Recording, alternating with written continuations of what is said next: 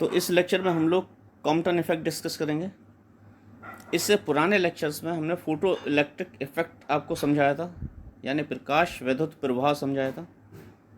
प्रभाव उसमें हमने समझाया था कि कुछ मेटल्स ऐसे होते हैं, मटेरियल्स ऐसे होते हैं जिन पर कोई अगर एप्रोप्रिएट फ्रिक्वेंसी की लाइट डाली जाती है तो उसमें से इलेक्ट्रॉन्स निकलने लगते हैं। यानी कुछ धातुएं इस तरह की होती हैं जिन पर अगर उचित आवृत्ति का प्रकाश डाला जाए तो उनकी सतह से इलेक्ट्रॉनों का उत्सर्जन होने लगता है। इसे क्या कहते थे हम? प्रकाश विद्युत प्रवाह। और इसे हमने पूरा डिटेल में लास्ट 3 लेक्चर्स में डिस्कस कर लिया है। अब हम नए टॉपिक पे आगे बढ़ते हैं और वह है कॉम्पटन इफेक्ट। कॉम्पटन साइंटिस्ट का नाम है, सरनेम है। Author H Compton, H Compton scientist था। ये अमेरिकन फिजिसिस्ट था। अभी मैं लिखा हुआ भी दिखाऊंगा आपको। अमेरिकन फिजिसिस्ट था और इसने इस कॉम्पटन इफेक्ट की डिस्कवरी की थी। तो इस कॉम्पटन इफेक्ट में है क्या? इस कॉम्पटन इफेक्ट में है ये एक्स रेज से रिलेटेड है। और एक्स रेज आप अपने अर्लियर क्लासेस में पढ़ चुके हैं। एक्स रेज क्या होती हैं? एक्स रेज इलेक्ट्रोमैग्नेटिक वेव्स होती हैं। जैसे लाइट होती है। लाइट क्या है? इलेक्ट्रोमैग्नेटिक वेव है। गामा रेज इलेक्ट्रोमैग्नेटिक वेव्स हैं। एक्स रेज इलेक्ट्रोमैग्नेटिक वेव्स हैं। Radio waves electromagnetic waves, radio waves हो गई इस तरह की। फिर इंफ्रारेड, फार इंफ्रारेड, ये सब आपने पढ़ी हैं। तो ये सब अल्ट्रावायलेट रेज भी इलेक्ट्रोमैग्नेटिक वेव्स हैं। तो इसी तरह से एक्स रेज क्या है? इलेक्ट्रोमैग्नेटिक वेव्स हैं। कॉम्पटन इफेक्ट है क्या? बेसिकली कॉम्पटन इफेक्ट है कि जब भी एक्स रेज किसी लो जेड मटेरियल, लो जेड, मैं लिख रहा हूँ लो LOW, लो जेड, ऐसे लो जेड। और जेड क्या है? परमाणु क्रमांक, यानी एटॉमिक नंबर। लो जेड माने ऐसा मटेरियल जिसका परमाणु क्रमांक क्या हो? कम हो। अगर एक्स रेज किसी ऐसे मटेरियल पर डाली जाती हैं तो क्या होता है? वो चारों तरफ स्कैटर हो जाती है। उससे टकराने के बाद उसके एटम से वो इंटरेक्ट करती हैं। लो जेड मटेरियल पर डाली जाएंगी, लो जेड मटेरियल पे पहुंचेंगी और उसके एटम से वो इंटरेक्ट करेंगी। और वह क्या होता है? चारों तरफ डिस्पर्स हो जाती हैं, चारों तरफ फैल जाती हैं, इधर उधर सब तरफ। जिसे बोलते हैं स्कैटरिंग, प्रकीर्णन। इस फिनोमेना को स्कैटरिंग कहते हैं। तो कॉम्पटन इफेक्ट होता क्या है? कॉम्पटन इफेक्ट होता है कि जब एक्स रेज को किसी लो जेड मटेरियल पर डाला जाता है तो वो विभिन्न दिशाओं में उनका प्रकीर्णन हो जाता है। यानी विभिन्न दिशाओं में उनकी क्या हो जाती है? वेरियस डायरेक्शन में स्कैटरिंग हो जाती है। They scattered in all possible directions. This is known as Compton effect. इससे पहले आप पढ़ चुके हैं रिफ्लेक्शन, रिफ्रैक्शन, डिफ्रैक्शन, ये सब लिखा हुआ है। देखिए यहाँ पे लिखा है रिफ्लेक्शन, रिफ्रैक्शन, डिफ्रैक्शन। तो कॉम्पटन इफेक्ट इससे डिफरेंट होता है थोड़ा सा। कॉम्पटन इफेक्ट में क्या होता है? कॉम्पटन इफेक्ट में स्कैटर्ड और इंसिडेंट वेव के बीच में कोई एंगुलर रिलेशनशिप नहीं होती।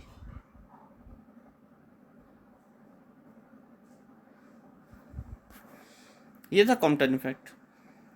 और कॉम्पटन इफेक्ट में क्लासिकल थ्योरी क्यों फेल हुई या आगे समझाएंगे अभी डिटेल में ना। इसमें एक लाइन लिखी हुई है, इसमें एक लाइन लिखी हुई है कि अकॉर्डिंग टू क्लासिकल थ्योरी, ये लिखा हुआ है, according to classical theory there should be no change in wavelength of the scattered रे।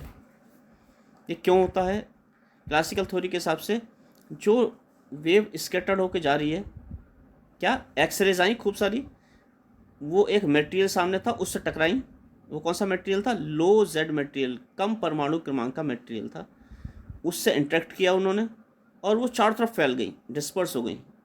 ठीक है, तो जो डिस्पर्स्ड एक्सरे हैं उनकी वेवलेंथ में कोई चेंज नहीं होना चाहिए था, ये क्लासिकल मैकेनिक्स कहती है। इसका एक्सपेरिमेंटल सेटअप कैसा था कॉम्पटन का, ये दिखा रखा है, देखो थोड़ा सा इलाज कर लेते हैं।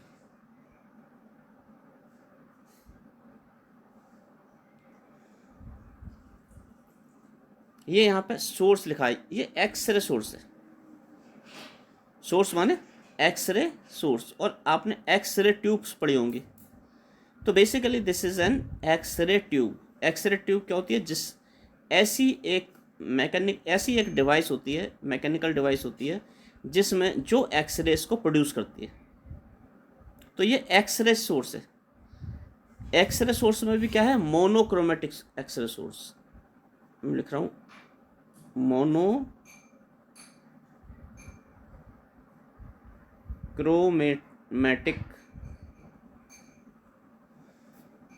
MONOCHROMATIC, मोनोक्रोमेटिक एक्सरे सोर्स है ये। कौन सी सोर्स, ये resource, monochromatic X ray source. Monochromatic का मीनिंग होता है जिसमें से एक सिंगल वेवलेंथ की ही वेव निकले। इसका मतलब इसमें से जो एक्सरेज निकलेंगी, जितनी भी एक्सरेज निकलेंगी उनकी सबकी वेवलेंथ सेम होगी। ठीक है, तो मोनोक्रोमेटिक एक्सरे सोर्स है यहाँ पे। इसके बाद क्या लगा दिया गया यहाँ पे, कोलीमेटर। कोलीमेटर होता है एक high Z material, high Z माने जिसका परमाणु क्रमांक बहुत ज़्यादा हो, यानी हैवी मेटल। हैवी मेटल की शील्ड होती है और उनके बीच में बारीक सा छेद होता है इस तरह से। जैसे ये मान लिया ये शील्ड है,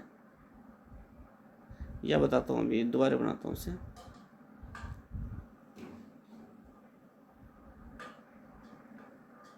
मान ली ये है, ये हैवी मेटल की शील्ड है पूरी, और इसके बीच में एक छोटा सा छेद है। मान लिया ये बीच में मैंने छेद बनाया है, थोड़ा छोटा सा छेद है। तो यहाँ पे एक्सरे आ रही हैं, सब टकरा रही हैं, यहाँ पे टकरा रही हैं, एक्सरेज आ रही हैं इधर से। तो एक्सरेज, ये हैवी मेटल है तो एक्सरेज इसे पार नहीं कर पाएंगी। ये इतना हैवी मेटल है कि एक्सरेज इसमें एब्जॉर्ब हो जाएंगी। लेकिन कहाँ से पार हो जाएगी, जो छेद है, जो छेद में एक्सरे आएगी वो बाहर निकल जाएगी। इसी तरह से हैवी मेटल की, कोलीमेटर कहते हैं ना, ये हैवी मेटल की देखो प्लेट से, 2 प्लेट यहाँ है, 2 प्लेट यहाँ है, और इनके बीच में छोटा सा गैप छोड़ रखा है। तो एक्सरे जितनी भी इसकी बाउंड्री पे जा रही हैं, यहाँ जा रही हैं, यहाँ जा रही हैं, यहाँ जा रही हैं, यहाँ जा रही हैं, ये सब एब्जॉर्ब हो जाएंगी। केवल कौन सी पार होगी, जो बीच में से निकल रही है, यानी फाइन डायरेक्शनल होगी, यानी यूनि डायरेक्शन। ऐसे ये बहुत छोटा सा स्पेस है, इसमें ज़्यादा बना रखा है, ऐसे करके लगी है कोलीमीटर्स, ऐसे कोलीमीटर लगे हैं। यहाँ से एक्सरे आएगी और कोलीमीटर ऐसे लगे हैं, बिल्कुल पास पास लगे हुए हैं। ठीक है, जिससे मान ली यहाँ से एक्सरे ऐसे भी जाए तो जो इधर जाने वाली वो रुक जाए, जो इधर जाने वाली है वो रुक जाए। केवल कौन सी जाएगी, बिल्कुल सीधी जाएगी, इस तरह से पास होंगी। इसलिए एक कोलीमीटर कहते हैं ना, हाई जेड मटेरियल की प्लेट्स। तो आपके समझ में आ गया, आपके क्या समझ में आया, आपके समझ में आया ये तो एक्सरे सोर्स है, इससे मोनोक्रोमेटिक एक्सरे निकलेंगी, यानी कि जो एक्सरे निकलेंगे उनकी वेवलेंथ क्या होगी, कांस्टेंट होगी। फिर आगे कोलीमेटर लगा दिया, इसमें इसके बीच, केवल बीच में छेद में से एक्सरे पास हो पाएंगी। फिर ये लो जेड मटेरियल जो मैंने बताया था, जिसमें से एक्सरे की स्कैटरिंग होगी, ये क्या है, लो जेड मटेरियल, कम परमाणु क्रमांक का मटेरियल, इसे बोलते हैं स्कैटरर। स्कैटरर मीन्स जो आने वाली रेस को इसकी स्कैटरिंग कर दे, वो स्कैटरर।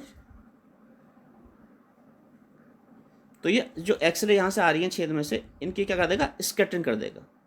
तो ठीक है, ये आपके पास स्कैटरर था, स्कैटरर। अब इससे एक्सरे, इसमें अंदर एटम्स है खूब सारे, इसके अंदर क्या है, खूब सारे एटम्स हैं। अब एक्सरे आएगी तो किसी एक एटम से क्या करेगी, इंटरेक्ट करेगी। अंदर इंटरेक्ट करके एक्सरे ऐसे ऐसे जा रही थी सब तरफ स्कैटर्ड हो रही थी एक्सरे, ऐसे ऐसे ऐसे ऐसे ऐसे ऐसे एक्सरे ऐसे स्कैटर्ड हो रही थी।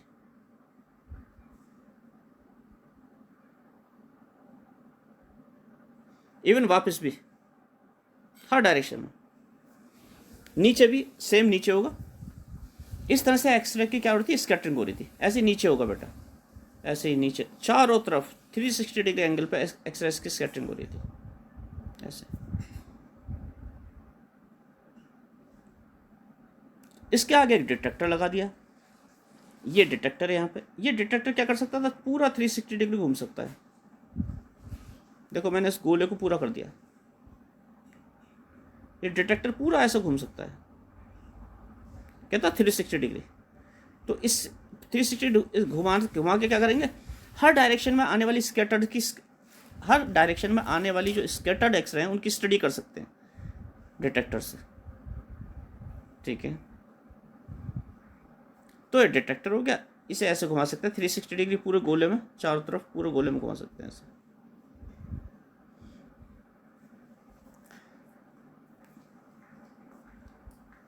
ऐसे चारों तरफ घुमा सकते हैं एक्सरे इस डिटेक्टर को। तो ठीक है, इस डिटेक्टर से क्या करेंगे, इस डिटेक्टर से जो स्कैटर्ड होके एक्सरे आएगी, सपोज ये वाली एक्सरे आई स्कैटर्ड होके, ये एक्सरे यहाँ आई इधर से आई सोर्स से, और ये जो लो जेड मटेरियल था यहाँ पे चौकोर सा, ये लो जेड मटेरियल इससे स्कैटर्ड होगी सपोज इस डायरेक्शन में। किस डायरेक्शन में, थीटा एंगल पे। थीटा एंगल कौन सा है, जो इंसिडेंट एक्सरे का डायरेक्शन है, ये रहा इंसिडेंट एक्सरे का डायरेक्शन।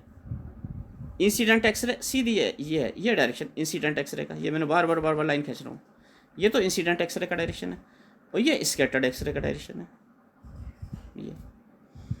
तो स्कैटर्ड एक्सरे इंसिडेंट एक्सरे के डायरेक्शन से थीटा एंगल बना लिया, इस एंगल को हमने थीटा मान लिया, इस फिगर में दिखा रखा थीटा। इस एंगल को जो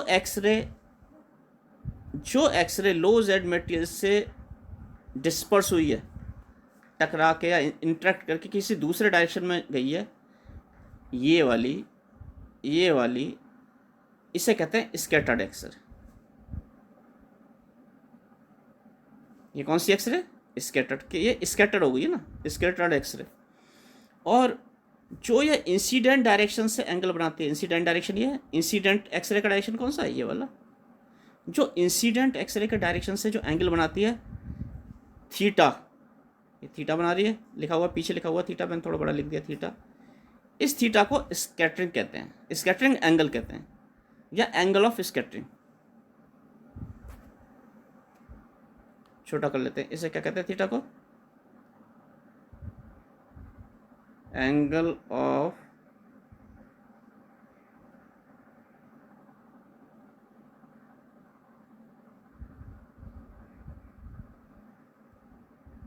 स्कैटरिंग या स्कैटरिंग एंगल क्या कहलाता है, थीटा, ये वाला थीटा। तो अब आगे बढ़ते हैं।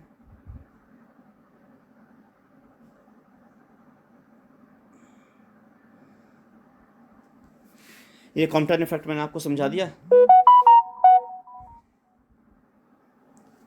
मैं ज़रा फ्लाइट मोड पे लगा लेता हूँ, लेक्चर रिकॉर्ड करते समय ध्यान नहीं रहता। ये लगा लिया फ्लाइट मोड पे, अब कोई मैसेज नहीं आएगा ना कॉल आएगी।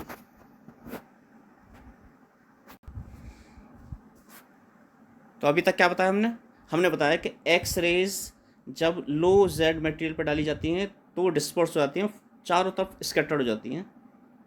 इस फिनोमेना को कॉम्पटन इफेक्ट कहते हैं। जो डिस्पर्स एक्सरे है किसी एंगल पे, उसे स्कैटर्ड एक्सरे कहते हैं। और स्कैटर्ड एक्सरे के डायरेक्शन में और इंसिडेंट एक्सरे के डायरेक्शन के बीच जो एंगल होता है उसे स्कैटरिंग एंगल कहते हैं, या एंगल ऑफ स्कैटरिंग कहते हैं।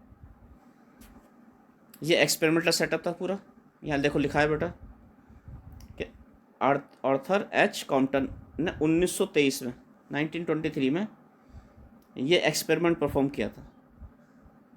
उसने क्या किया था, देखो यहाँ लिखा मोनोक्रोमेटिक एक्सरेज। जो मोनोक्रोमेटिक एक्सरेज डाली थी किस पे, स्कैटरर पे, ये स्कैटरर है, स्कैटरर पर डाली लो जेड मटेरियल पे, तो चारों तरफ क्या हो गई, इस डिस्पर्स हो गई। इस फिनोमेना को क्या कहते हैं, कॉम्पटन इफेक्ट कहते हैं। ये आपने कॉम्पटन इफेक्ट पढ़ लिया, समझ लिया। और उसने लो जेड मटेरियल कौन सा लिया था, ये जो लो जेड मटेरियल मैंने आपको बताया, ये उसने ब्लॉक ऑफ ग्रेफाइट लिया था। Graphite is a kind of material made of carbon. Graphite is made up of carbon, और कार्बन का आपको एटॉमिक नंबर पता है 6 होता है, तो it is a very light material. हाँ, एक चीज़ मैं भूल गया था पिछले लेक्चर में बताना, कि फोटो इलेक्ट्रिक इफेक्ट यानी प्रकाश विद्युत प्रभाव, कुछ सर्टेन मटेरियल्स ऐसे हैं जो जिन पर लाइट डालने पर प्रकाश विद्युत प्रभाव होता है।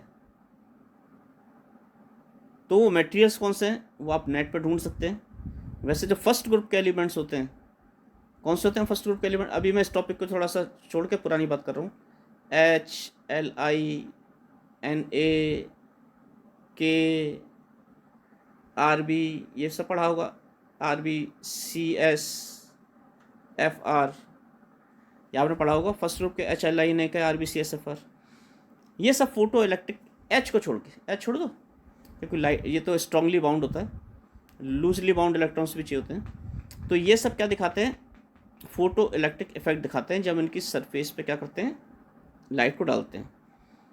इसके अलावा भी कुछ कॉम्बिनेशन होते हैं सेमीकंडक्टर्स के किसी के साथ, सिल्वर का, इस तरह के कॉम्बिनेशन भी मटेरियल्स के फोटो इलेक्ट्रिक इफेक्ट दिखाते हैं। वो आप नेट पर सर्च करेंगे तो आपको कौन से क्या सर्च करना है नेट पे, फोटो सेंसिटिव मटेरियल्स। आपको नेट पर सर्च करना है फोटो सेंसिटिव,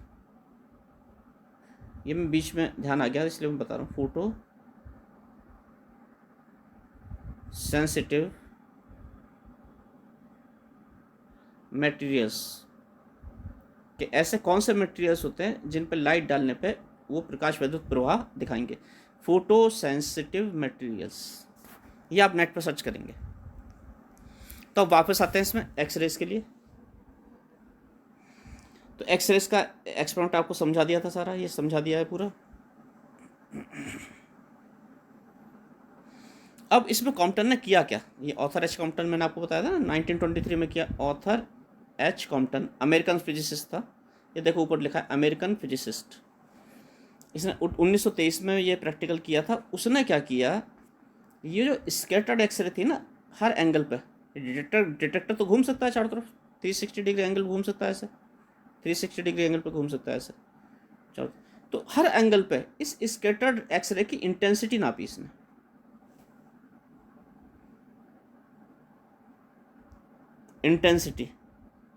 इंटेंसिटी माने तीव्रता, इसने नापी। बस इसने ये किया, और क्या किया इसने, यहाँ पे इस डिटेक्टर से इंटेंसिटी नापी, और ये जो स्कैटर्ड एक्सरे है इसकी वेवलेंथ नापी। एक तो इंसिडेंट एक्सरे थी, ये इंसिडेंट एक्सरे जो मैंने बना दिया इंसिडेंट एक्सरे, सपोज इसकी वेवलेंथ लैम्डा है, और एक है स्कैटर्ड एक्सरे। स्कैटर्ड एक्सरे हर डायरेक्शन में है वैसे तो, लेकिन डिटेक्टर यहाँ लगाया तो इसलिए यहाँ मान लेते हैं। एक इसकी वेवलेंथ नापी इसने लैम्डा प्राइम, ये लैम्डा प्राइम मान लिया हमने, इंसिडेंट की क्या मान ली लैम्डा। तो इसने इंसिडेंट एक्सरे तो आपको पता ही है, किसी मोनोक्रोमेटिक एक्सरेज आप प्रोड्यूस कर रहे हैं किससे, किसी सोर्स से, तो इनकी वेवलेंथ तो आपको पता ही है। और जो ये जो स्कैटर्ड एक्सरे है इसकी वेवलेंथ लैम्डा प्राइम नाप ली, और इस स्कैटर्ड एक्सरे की क्या नाप ली, डिटेक्टर से इंटेंसिटी भी नाप ली।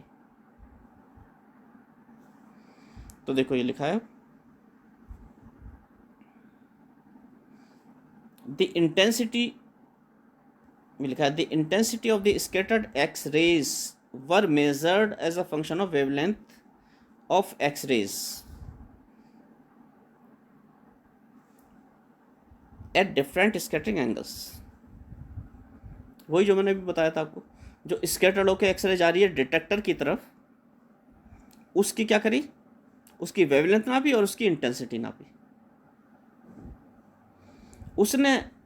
उसने क्या पाया, उसने पाया जो स्कैटर्ड एक्सरे थी, उसने कॉम्पटन ने पाया, स्कैटर्ड एक्सरे दोबारा दिखाते, उसने पाया ये तो इंसिडेंट एक्सरे थी, इसकी वेवलेंथ सपोज लैम्डा थी, और ये स्कैटर्ड एक्सरे थी, इसकी वेवलेंथ इसने नाप ली कितनी, लैम्डा प्राइम। तो उसने पाया कि जो लैम्डा प्राइम थी वो लैम्डा के इक्वल नहीं थी, ये इससे डिफरेंट थी। और इनफैक्ट उसका क्या आ रहा था, इनफैक्ट उसका आ रहा था that lambda prime is greater than lambda, ये आ रहा था। लैम्डा प्राइम जो आ रही थी लैम्डा से ज़्यादा आ रही थी। यानी स्कैटर्ड एक्सरे की वेवलेंथ, स्कैटर्ड एक्सरे ये वाली है ऊपर वाली, ये लैम्डा प्राइम है, और इंसिडेंट एक्सरे कौन सी है, लैम्डा। तो लैम्डा प्राइम किससे ज़्यादा आ रही थी, लैम्डा से ज़्यादा आ रही थी, ये उसने पाया। और उसने क्या पाया, और उसने पाया, नीचे पढ़ते हैं, उसने पाया कि जो डिफरेंस है, इसने लैम्डा फाइनल और लैम्डा इनिशियल ले लिया है।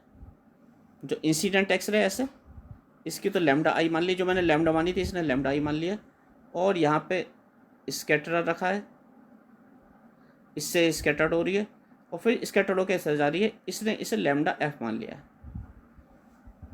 जिसे मैंने लैम्डा प्राइम और लैम्डा माना था, तो इसने लैम्डा एफ और लैम्डा आई मान लिया है। तो इसने कहा जो इन दोनों का डिफरेंस है, इसे क्या मिल रहा था, इसे मिल रहा था lambda f was greater than lambda i, ये मिल रहा था इसे। तो इसने कहा जो इन दोनों का डिफरेंस है लैम्डा एफ और लैम्डा आई का, यानी डेल्टा लैम्डा, ये स्कैटरिंग एंगल के वैल्यू के साथ साथ बदलता है। थोड़ा छोटा कर लेते हैं।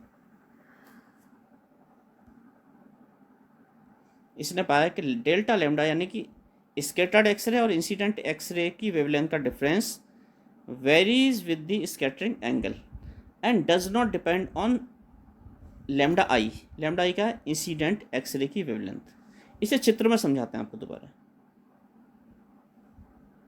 ये चित्र है। इसने इस स्कैटर्ड एक्सरे का वैल्यू क्या मानी, वेवलेंथ की लैम्डा एफ, और इसकी क्या मानी, लैम्डा आई। तो इसने कहा जो लैम्डा एफ माइनस लैम्डा आई है डिफरेंस,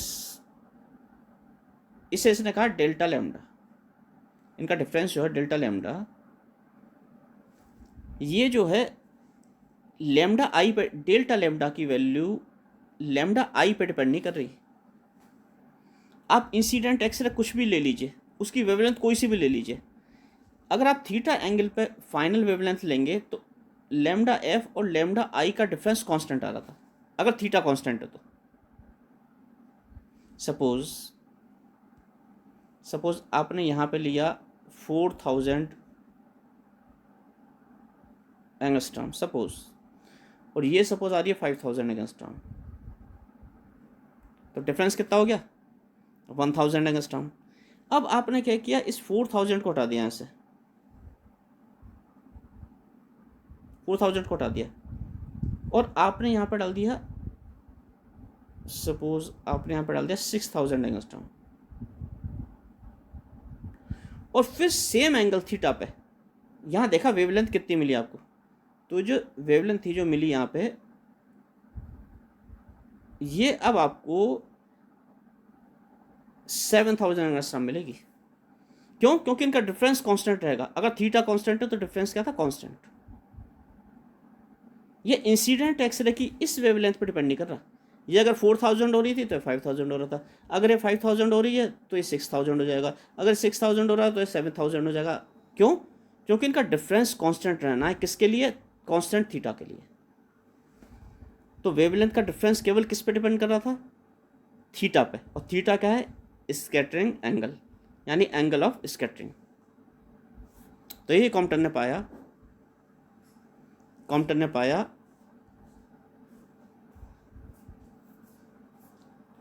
ने पाया कि जो डेल्टा लैम्डा डिफरेंस था किसका, स्कैटर्ड एक्सरे लैम्डा एफ और इंसिडेंट एक्सरे लैम्डा आई का जो डिफरेंस था वो स्कैटरिंग एंगल पर डिपेंड कर रहा था, और इंसिडेंट एक्सरे की वेवलेंथ पर डिपेंड नहीं कर रहा था।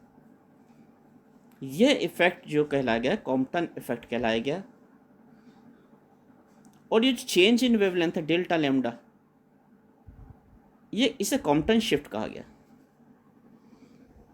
तो आपके 3 टर्म हो गई, याद करने की, एक तो कॉम्पटन इफेक्ट, एक कॉम्पटन शिफ्ट और एक एंगल ऑफ स्कैटरिंग। और तीनों बहुत आसान है याद करना, पूरे ढंग से समझा दिया गया है। अब देखते हैं कि इसमें जो है,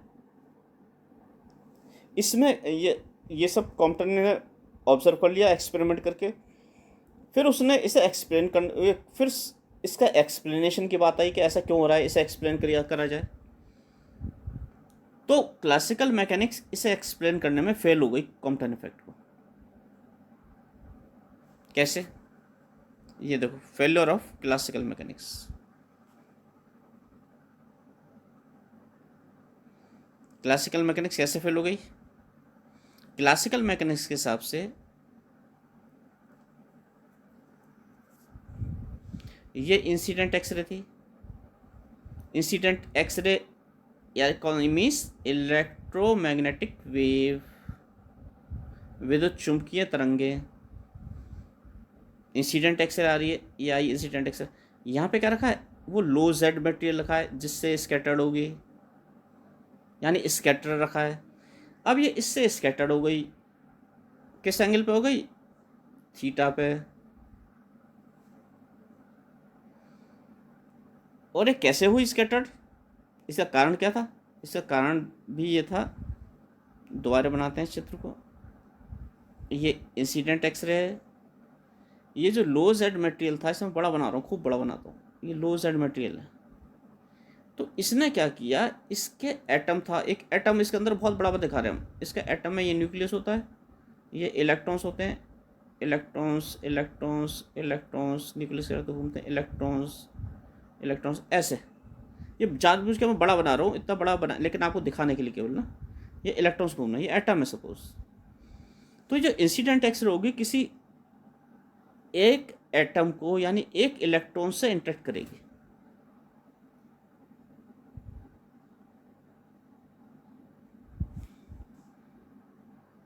या और दोबारा समझाता हूँ और अच्छे ढंग से। ये इंसिडेंट मटेरियल आई, ये स्कैटर था, तो इसमें जो भी इसके एटम्स होंगे, एटम्स ही ले लीजिए, तो इनसे इंटरेक्ट करेगी। तो जो भी फ्रीक्वेंसी इस इंसिडेंट एक्सरे की थी, सपोज न्यू थी इसकी फ्रीक्वेंसी, तो ये जो एटम होंगे, ये एटम, ये जो वाइब्रेट करेंगे वो भी न्यू फ्रीक्वेंसी से करेंगे। सेम फ्रीक्वेंसी ऑसिलेशन सेटअप हो जाएंगे इनके। अगर न्यू फ्रीक्वेंसी की एक्सरे आ रही है, तो क्लासिकल मैकेनिक्स कहती है कि जो एटम्स हैं वो भी किस फ्रीक्वेंसी से ऑसिलेट करेंगे? न्यू फ्रीक्वेंसी से ऑसिलेट करेंगे। और क्लासिकल मैकेनिक्स ये भी कहती है कि अगर कोई एटम न्यू फ्रीक्वेंसी से ऑसिलेट करता है, तो वो ऑसिलेशंस, क्योंकि चार्ज पार्टिकल है, ऑसिलेट कर रहा है, आवेशित कण क्या कर रहा है? ऑसिलेट कर रहा है। तो क्या करेगा? वो सेम फ्रीक्वेंसी के रेडिएशन निकालेगा जिस फ्रीक्वेंसी से ऑसिलेट करता है वो। तो न्यू फ्रीक्वेंसी की एक्सरे आई, एक्सरे, उसने इस एटम को न्यू फ्रीक्वेंसी से ऑसिलेट करवा दिया। और ये एटम भी जो है, जिस फ्रीक्वेंसी से ऑसिलेट कर रहा है उसी फ्रीक्वेंसी का रेडिएशन निकालेगा। ये क्लासिकल मैकेनिक्स कहती है। यानी इंसिडेंट एक्सरे की फ्रीक्वेंसी के बराबर ही होने चाहिए एमिटेड एक्सरे या स्कैटर्ड एक्सरे, जो भी जिस डायरेक्शन में भी निकल लिया स्कैटर्ड एक्सरे, सबकी फ्रीक्वेंसी न्यू होनी चाहिए, सेम फ्रीक्वेंसी होनी चाहिए। और आपको पता है nu is equal to c by lambda होता है। ये ऊपर मैंने लिख दिया, nu is equal to c by lambda. तो अगर इंसिडेंट एक्सरे और स्कैटर्ड एक्सरे का न्यू सेम है, तो लेमडा इज इक्वल टू क्या हो जाएगा? C by nu. तो अगर इंसिडेंट एक्सरे और स्कैटर्ड एक्सरे का न्यू सेम है, और सी तो कांस्टेंट है ही, तो इंसिडेंट और स्कैटर्ड एक्सरे का लेमडा भी कांस्टेंट होगा, यानी सेम होगा। ये क्लासिकल मैकेनिक्स कहती है। तो क्लासिकल मैकेनिक्स के हिसाब से जो स्कैटर्ड एक्सरे थी उसकी वेवलेंथ इंसिडेंट एक्सरे की वेवलेंथ के बराबर होनी चाहिए थी, लेकिन एक्सपेरिमेंटली ऐसा नहीं मिल रहा था। एक्सपेरिमेंट में क्या मिल रहा था? जो स्कैटर्ड एक्सरे थी उसकी वेवलेंथ इंसिडेंट एक्सरे की वेवलेंथ से ज़्यादा मिल रही थी। एक तो यहाँ फेल हो गई क्लासिकल मैकेनिक्स। दूसरी क्लासिकल मैकेनिक्स क्या कहती है? क्लासिकल मैकेनिक्स कहती है electrons in the material radiate uniformly in all directions, कि जो मटेरियल था, मटेरियल कौन सा? ये इंसिडेंट एक्सरे आई, आपतित किरण हो गई, ये जो स्कैटर्ड है, इसमें जो इलेक्ट्रॉन्स हैं या एटम्स मान लीजिए, एटम्स, इसमें जो एटम्स हैं, गोल गोल एटम मान लीजिए, ये जो रेडिएट करेंगे हर डायरेक्शन में करेंगे, इक्वली यूनिफॉर्मली करेंगे, और ये हर डायरेक्शन में एनर्जी निकालेंगे। और किस फ्रिक्वेंसी की निकालेंगे? सेम वेवलेंथ की जो इंसिडेंट है। अगर इसकी लैम्डा है तो हर डायरेक्शन में lambda lambda lambda lambda lambda निकालेंगे।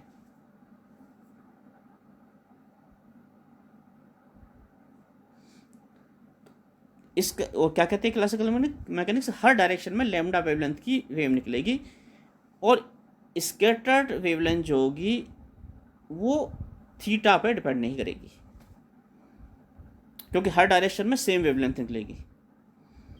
तो जो एक्सपेरिमेंटली ऑब्जर्व फिनोमेना है उसमें क्या था, थीटा के हिसाब से वेवलेंथ बदल रही थी। लैम्डा जो था स्कैटर्ड एक्सरे का, जो लैम्डा एफ था, हमने क्या माना था, lambda F lambda F lambda F जो माना था, वो थीटा के हिसाब से बदल रहा था। जैसे चित्र दोबारा दिखा देते हैं, ये चित्र है, इसमें क्या था, एक थीटा, सपोज ये लैम्डा एफ है, ये क्या थीटा है। अगर इस डायरेक्शन में आप लें, ये सपोज हो गया फाई, ये एंगल मान लिया फाई है टोटल, तो ये लैम्डा बदल रहा था, लैम्डा एफ की जगह लैम्डा एफ प्राइम हो रहा था, तब सेम नहीं था। ये लैम्डा एफ और ये लैम्डा एफ प्राइम अलग अलग हो रहे थे। फिर तीसरा एंगल ले लो, तो लैम्डा की फिर वैल्यू बदल रही थी, ये लैम्डा एफ के बराबर नहीं था, लैम्डा एफ डबल प्राइम था ना, इसके बराबर था पहले वाले के, दूसरे वाले के, लैम्डा एफ डबल प्राइम, यानी कि थीटा एंगल के साथ स्कैटरिंग एंगल के साथ साथ लैम्डा बदल रहा था। और क्लासिकल मैकेनिक्स के हिसाब से लैम्डा सेम रहना चाहिए, चाहे वेव्स लैम्डा की मतलब स्कैटर्ड वेव्स किसी भी डायरेक्शन में जाएं, क्योंकि एटम जो है सेम फ्रिक्वेंसी का रेडिएशन निकालता है। क्लासिकल मैकेनिक्स के हिसाब से सेम फ्रिक्वेंसी का रेडिएशन निकालता है हर डायरेक्शन में इक्वली। तो यहाँ क्लासिकल मैकेनिक्स फेल हो रही थी। तो फिर हुआ क्या,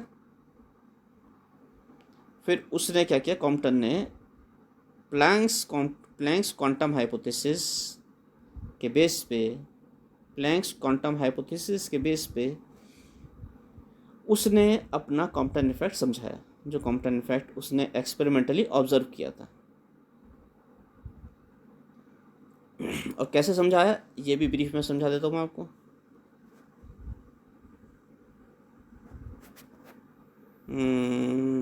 चलो ऊपर ही समझाते हैं, इसी से समझाते हैं, इसी चित्र से।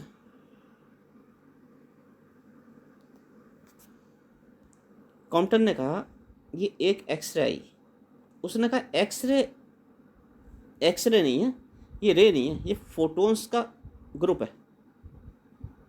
प्लैंक्स क्वांटम हाइपोथेसिस में क्या था, कोई भी रे होगी वो क्या होगी, एक ग्रुप, यानी बंडल्स ऑफ एनर्जी होंगे उसमें अंदर खूब सारे, कौन सा, photons, H new H new H new H new H nu. तो उसने कहा ये जो ये आ रहा है ये basically H new H new H new H new H new energy के क्या आ रहे हैं, पैकेट्स आ रहे हैं अलग अलग, पूरे एच न्यू एनर्जी के बंडल आ रहे हैं एक्सरे में, एच न्यू में अलग अलग लिख रहा हूँ, ऐसे ऐसे बंडल आ रहे हैं इंसिडेंट एक्सरे में, ये एच न्यू एनर्जी आ रही है। अब सपोज पहले एक फोटोन आया, सपोज एक फोटोन आया एच न्यू एनर्जी का, यहाँ पे एच न्यू एनर्जी का एक फोटोन आया एच न्यू, आपको पता है E=2 एच न्यू होता है इसे बताने की आवश्यकता नहीं है, ये प्लैंक्स क्वांटम हाइपोथेसिस में बताया जा चुका है। तो E=2 एच न्यू का एक फोटोन आया, यहाँ पे एक एटम था, एटम के अंदर एक इलेक्ट्रॉन था, तो मैंने एक इलेक्ट्रॉन बना दिया, ये इलेक्ट्रॉन था। अब इस एच न्यू ने क्या करा, इस एच न्यू ने इस इलेक्ट्रॉन से क्या करा, यहाँ पे इलेक्ट्रॉन था अंदर, इसके अंदर बैठा हुआ था इलेक्ट्रॉन, ये इलेक्ट्रॉन है, इलेक्ट्रॉन बैठा हुआ है, इससे इसने इंटरेक्ट किया, अपने कुछ एनर्जी इसने इस इलेक्ट्रॉन को दे दी। इलेक्ट्रॉन तो अंदर था स्कैटर के अंदर, इसके अंदर लो जेड मटेरियल में बैठा हुआ था। इसने क्या किया, अपना एनर्जी एच न्यू का कुछ पार्ट इस इलेक्ट्रॉन को ट्रांसफ़र कर दिया। जब इस इलेक्ट्रॉन को एनर्जी मिल जाएगी तो स्कैटर से बाहर निकल जाएगा ऐसे, तो इलेक्ट्रॉन इस डायरेक्शन में निकल गया। और इसने एच न्यू एनर्जी का कुछ पार्ट क्या करा है, इलेक्ट्रॉन को दे दिया है। तो ये भी क्या होगा, इससे इंटरेक्ट करके कुछ परेशान क्या हो जाएगा, डिफ्लेक्ट हो जाएगा। जैसे आप कहीं भागते हुए आ रहे हैं और आप कोई खड़ा हुआ है, आप उससे टकरा जाते हैं, टकराते हुए निकलते हैं, तो आपका डायरेक्शन चेंज हो सकता है। ये डिपेंड करेगा कि किस तरह का कोलिजन हो रहा है आपके बीच में। तो सपोज ये एच न्यू आया और इसने, और आपकी एनर्जी कम हो जाएगी जब आप टकराएंगे उससे। तो क्यों, जो आदमी खड़ा हुआ है वो तो गिर जाएगा, क्योंकि आपकी एनर्जी का थोड़ा सा हिस्सा उसे मिल जाएगा और उसमें मोमेंटम आ जाएगा। इसी तरह से ये एच न्यू आया, इसने इस इलेक्ट्रॉन को क्या कर दिया, एनर्जी दे दी। तो इलेक्ट्रॉन को एनर्जी मिल गई कुछ और वो चलने लगा, उसमें मोमेंटम आ गया। और बची हुई एनर्जी से ये एच न्यू जो था वो इधर चला गया। बची हुई energy means H nu prime से।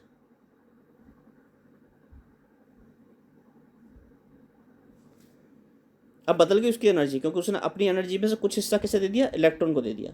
तो उसकी एनर्जी कितनी बची, एच न्यू प्राइम। और आपको पता है कि जो एच न्यू प्राइम होगी, ये एनर्जी एच न्यू से क्या होगी, कम होगी, क्योंकि इसमें से कुछ हिस्सा इलेक्ट्रॉन को दे दिया गया है एच न्यू में से। तो आप लोगों को पता है एच न्यू ये एनर्जी थी और इसकी एनर्जी एच न्यू प्राइम थी, एच न्यू प्राइम। तो आपको पता है कि H nu prime will be less than h new, क्योंकि इसका कुछ हिस्सा किसे दे दिया, इलेक्ट्रॉन को दे दिया गया, जो इलेक्ट्रॉन इधर चला गया। जब h nu prime is less than h nu, तो एच एच तो कॉन्स्टेंट है, दोनों काट दो। It means nu prime is less than nu, nu prime is less than nu. इसे दोबारा लिखते हैं, यानी nu prime is less than nu. और आपको पता है nu is equal to c by lambda होता है, तो c by lambda prime is less than c by lambda. It means lambda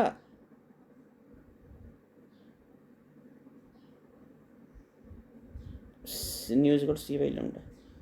it means lambda is less than lambda prime.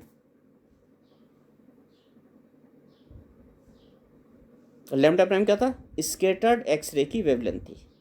यानी scattered x ray की wavelength जो होगी incident x ray की wavelength से ज़्यादा होगी।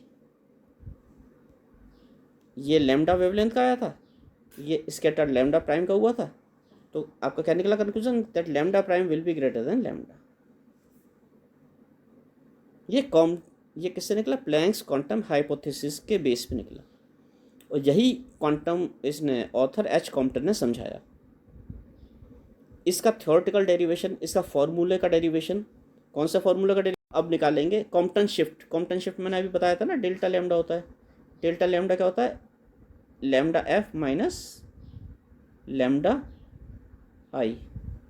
लेमडा एफ क्या था, लेमडा एफ ये था स्कैटर्ड एक्सरे की वेवलेंथ थी, और लेमडा आई किसकी थी, इंसिडेंट एक्सरे की वेवलेंथ थी। तो इसके लिए अब नेक्स्ट लेक्चर में हम इस वैल्यू के लिए एक्सप्रेशन ड्राइव करेंगे, इसकी वैल्यू निकालेंगे, lambda F minus lambda I की क्या आती है।